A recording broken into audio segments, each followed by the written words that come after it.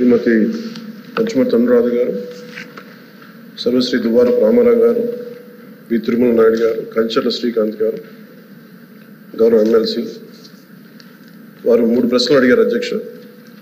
పంచాయతీరాజ్ గ్రామీణాభివృద్ధి శాఖకు సంబంధించి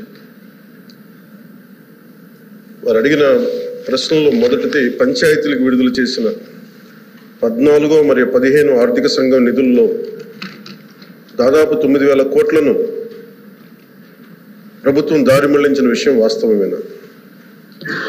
రెండో ప్రశ్న, కేంద్ర ప్రభుత్వ అధికారులు కొన్ని పంచాయతీలను సందర్శించి కొన్ని అవకతవకల్ని ఎత్తి చూపడం కూడా వాస్తవమేనా? మూడో ప్రశ్న అయితే ఒకవేళ వాస్తవం అయితే దాని మీద ఆ వివరాలపైన దానిపైన తీసుకున్న చర్యలు ఏమిటి? మొదటి ప్రశ్న అధ్యక్ష,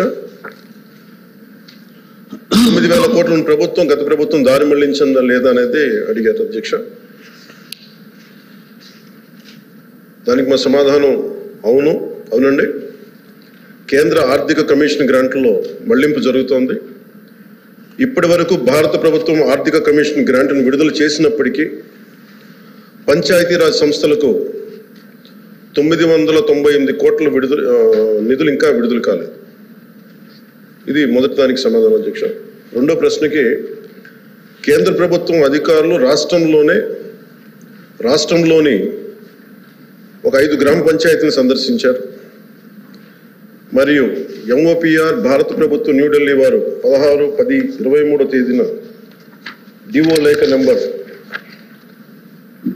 M11015/150/2020 FD Part 1 ద్వారా ఆంధ్రప్రదేశ్ ప్రభుత్వానికి వారి పరిశీలనలు తెలియజేశారు.